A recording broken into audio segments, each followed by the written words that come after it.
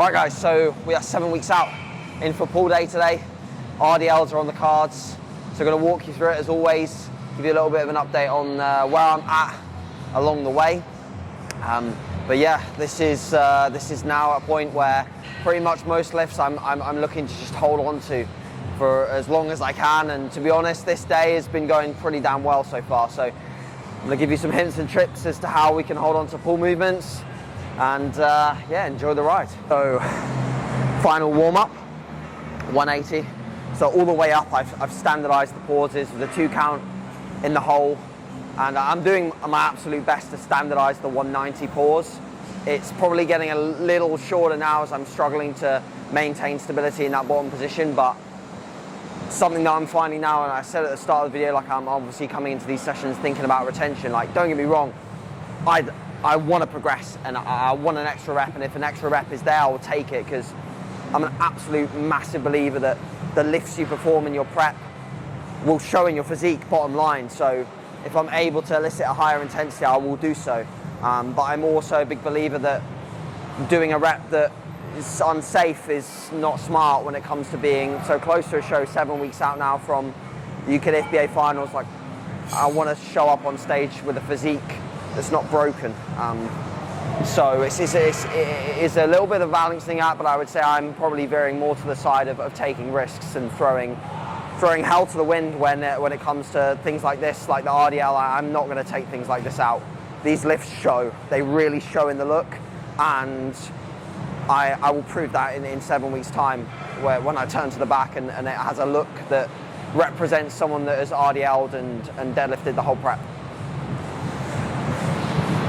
Easy triple here.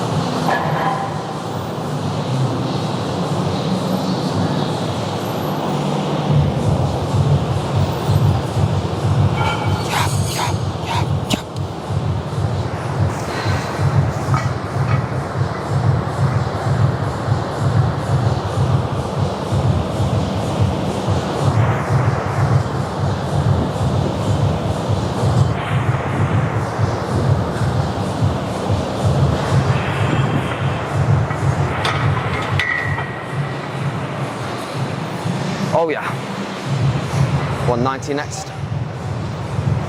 Whew.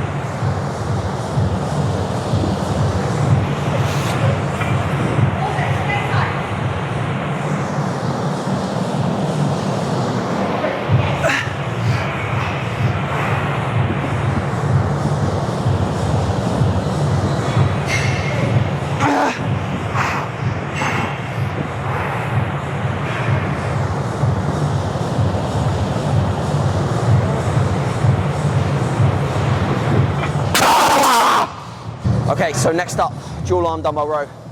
This is something that we've been running for probably about 4 or 5 months now. Really get on well with it. I think that having a row in your program that's in a hip hinge position, non-chest supported, is really good for overall posterior chain development, and also just adds as a skill in your skill book as a trainee. If you're able to row in a bent over position and stabilize it, it has such great cross transfer to everything else. Like you'll see in my RDL that whilst there was a little bit of thoracic breakdown at 164 pounds, holding 190 kilos in that position and holding it pretty still is as a byproduct of doing things like this. So I really do recommend that you try and get good at a row pattern when you're bent over, no chest support.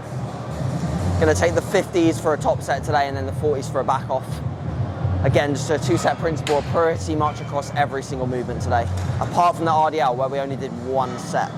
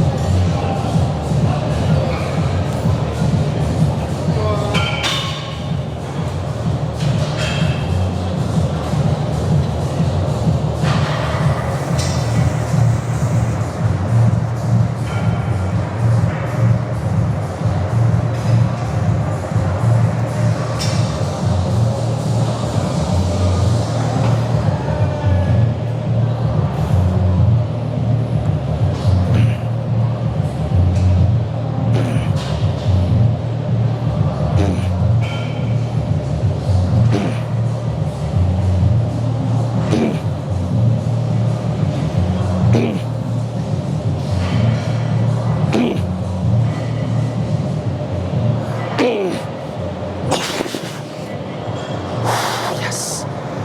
Oh yeah.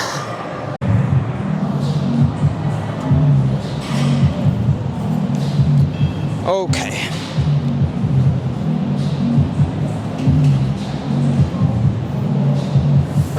Ooh, yeah. Easy. Come on. That's it. Nice fuck. Ooh.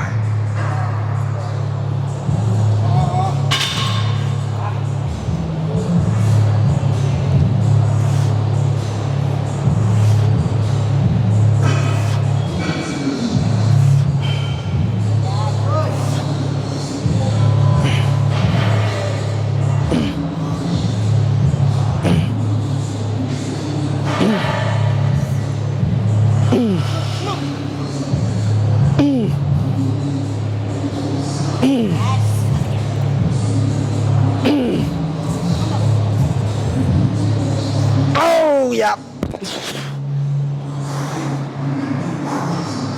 Oh yeah. That's how you get a dense back. Whoosh. Okay, so next up, pull down. So first movement for the lats. We're using the Parkinson Strength pull down attachment here. So PSP, like they used to make these about 3 years ago. I don't think they make them anymore, but they definitely had the right idea because it's almost a perfect width, this one, for the lats, combined with a slight supination to the grip. And also you can wrap your straps around it, which we weren't able to do with the prime attachment. I think we're just using the prime attachment just because it's prime. So, you know, you kind of get caught into brands and trends, and when you realize, oh, okay, like this is actually the same attachment, but we can create more stability through actually strapping in with the wrist straps, we may as well use this one. So again, same principle applies here. 2 working sets, 1 8 to 10, 1 12 to 15. Loz may do a secondary back off, so 3 sets total, just because her back is growing and she needs a little bit more. Whereas I stick to the 2, so today's session is actually just 4 working sets for the lats and 4 direct upper back sets with whatever you want to count the RDL as well.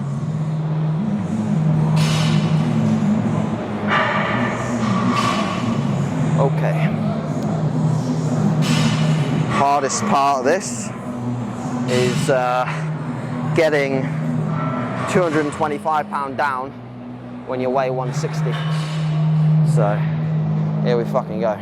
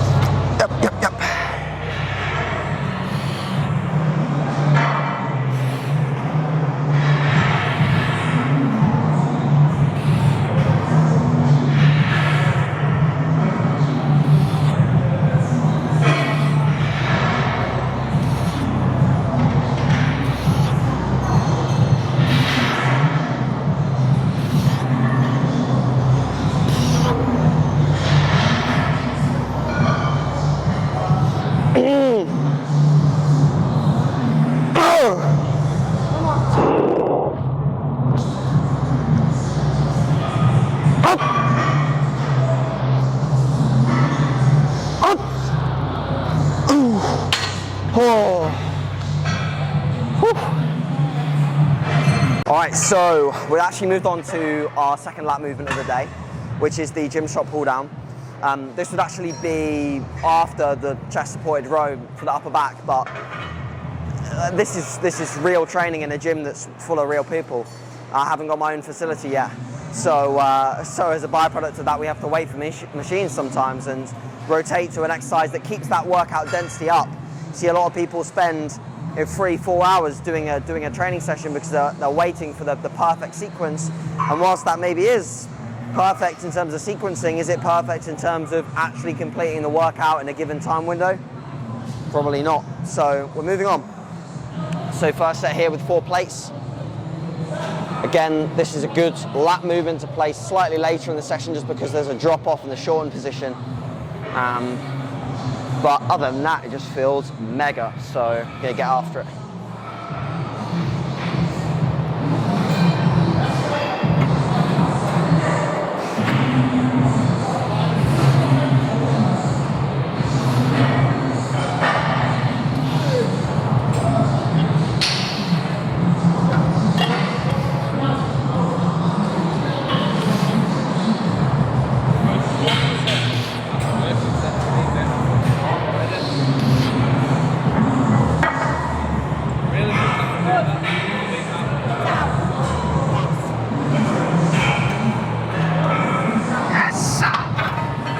See that self spot there? Something you can do on this. Obviously, working anything where we work unilaterally, we can come in with the other arm, we can self spot. So it's a good addition. Rest periods on unilateral work, not too long, especially something like this where it's really not that cardiovascularly challenging. We don't really need to spend all day waiting to do the other arm. Like, I'm pretty ready to go right now. The only implications in which we might have to rest for longer is something like a Bulgarian split squat, where the actual aerobic work that you're doing within that given set is pretty taxing, and your actual capacity to be able to perform the secondary set or the second leg will be a little poorer. I'd also always recommend starting on your sorry, let me get this right. So you start on your stronger side and you'll match it with your, you'll start on your weaker side and you'll match it with your stronger. I knew I was going to get it wrong, fuck it. But yeah, so try and do that when you can.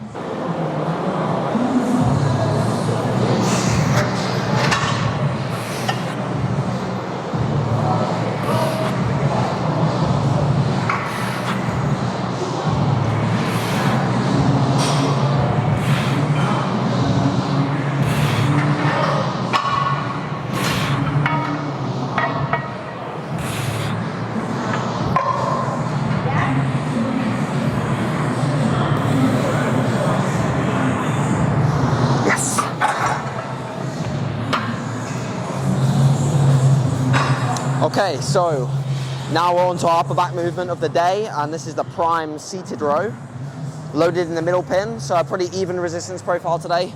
As you can see by the upholstery, it is one of the most used rows in Ultraflex Rotherham. It's a fantastic piece. It's probably one of the best rows out there. I've been, again, just sort of retaining numbers on this the whole time. I must admit the last two are maybe looking a bit sloppy, so I apologise in advance if they are not perfect YouTube reps. But with back training, I'm a fan of getting stuck in when you have to, and sometimes that means a little bit of body English on the last few. It's not going to harm you. It's not going to harm you. Okay. Yes, yes. Oh.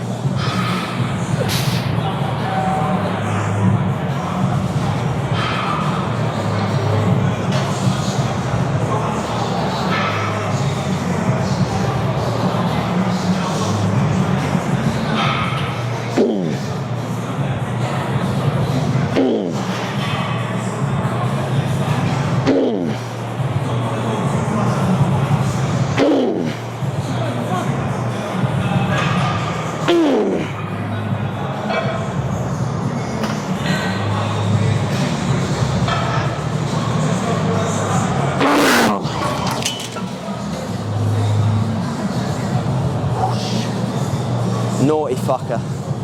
Always featuring. Aren't you? They won't hear you on the audio, by the way, so you can say what you want.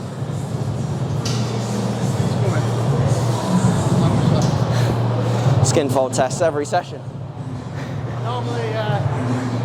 I normally put a finger in, but I don't want to spoil it for you guys.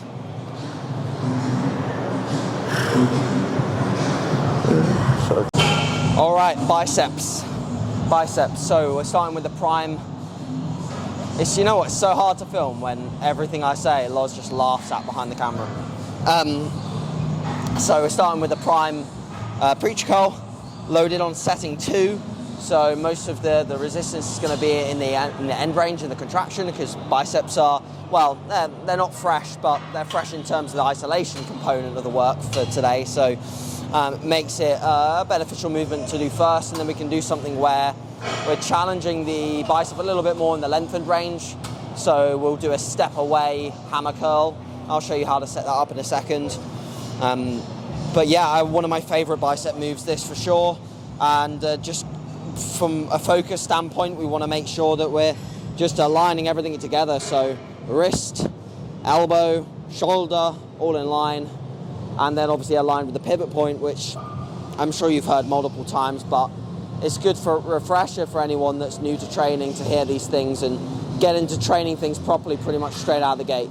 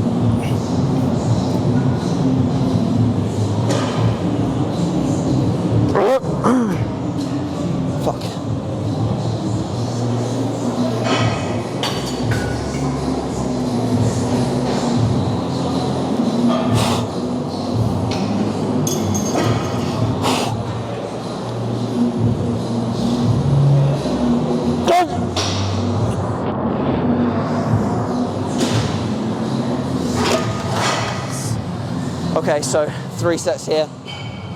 That was my heaviest of the 3. I'll drop 5 kilos now and then do the other 2 in a slightly higher rep range. Okay. Right, so a little bit more of a challenge in the lengthened range for the biceps.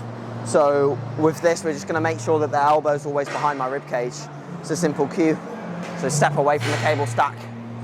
See how my elbow's placed there, stays there, and we just work within that range. I also believe like a rope hammer curl or any hammer curl is really good for the brachialis.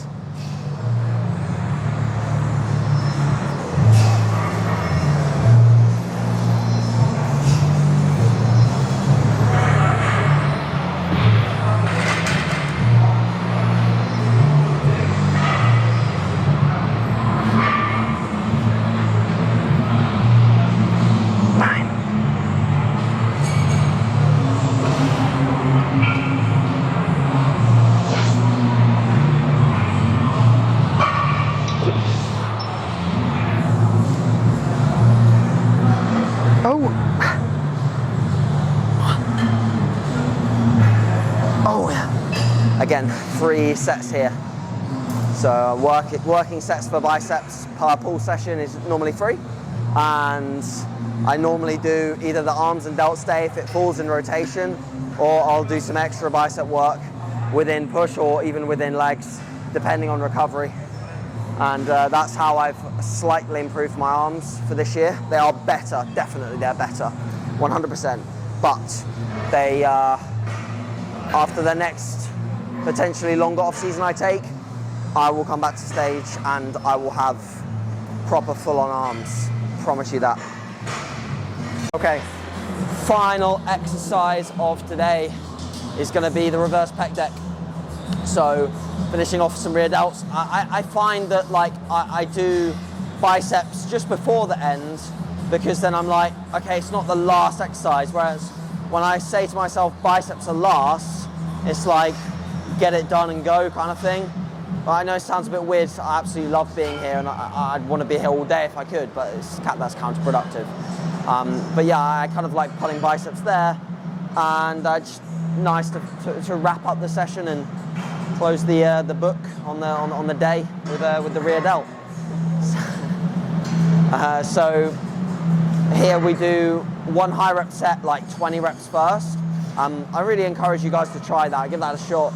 See how it feels to do a really high rep rear delt set first, and then do your loading sets. Like I do definitely agree that you should train your rear delts and every body part really in all rep ranges, but I do think the rear delts work well when you turn them on with a high rep set, get plenty of blood in there, and then we go into some lower rep sets, sort of secondary. So 3 sets working, done the high rep, we'll do the low rep now, and then we'll finish off with a couple of rounds of poses. Loz will count some 5-second holds for me.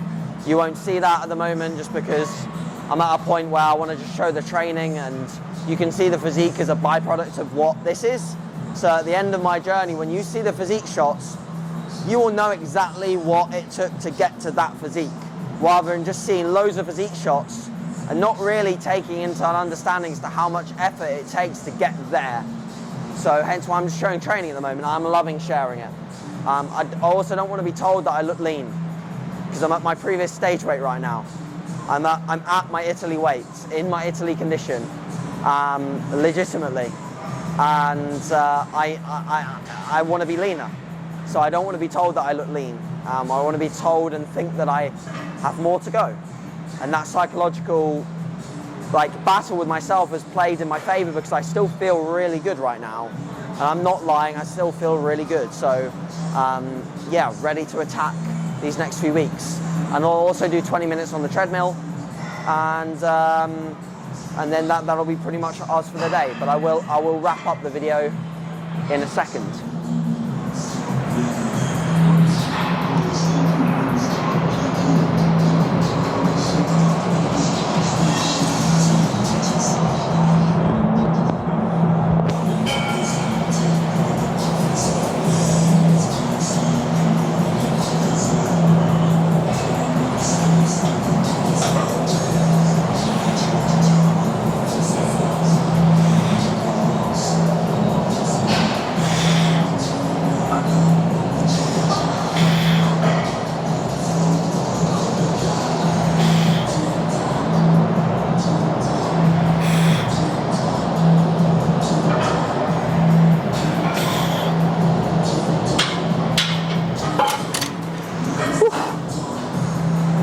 Lovely. All right, guys, so wrapping things up. That was a really good pull session. 7 weeks out, so things are getting very exciting now. So I think at this stage, we're just getting to a point where every single week I'll see something that I haven't actually seen at all ever in my physique, I believe, because I'm at a point now where I've pretty much matched, like I said earlier, I matched sort of last year's condition. So it's really a case of every pound, every half a pound that comes off now, it's going to be detail that I've just not ever witnessed before in my physique, and this is what I know I need to bring to the UKDFBA final stage to actually stand out and achieve my goal, which is to win a British title. And the more I get into the prep, the more I do think about just winning, like beating everyone else that is going to be standing up on that stage. And I'd be lying if I didn't say that. It is hard sometimes to manage your expectations when it comes to a show, because it's all a subjective opinion. You have 7 people that decide the result for you. At the end of the day, I know for certain I am improved on last year, which is a massive win considering the short off-season that I had as a natural athlete. So yeah, I'm just looking forward to presenting it, to be honest. I'm very, very excited. Obviously, we've got plenty of shows coming up over the coming weekends with clients in, which is heavily motivating me for the upcoming weeks and just keeping me pushing on, because I know the standards that are very, very high, and there's some good people coming from all over the place in Europe as well, which I know are going to be chasing me, chasing me hard, and they know who they are as well. But it's good. Every time I see a picture of them, I just work harder. So yeah, it's going to be a good 7 weeks, guys. Hopefully we'll get one of these out a week, provided that we can master this camera. We're still very much rookies on this game, but hopefully the audio was at least good, and we'll catch you guys soon. We appreciate it. If you could like as well, comment, whack a comment in, maybe just tell me what you think of the video, and subscribe if you haven't already. I heard that helps the algorithm, so, or algorithm, sorry. I'm a rookie at this game. All right, we'll chat soon, guys.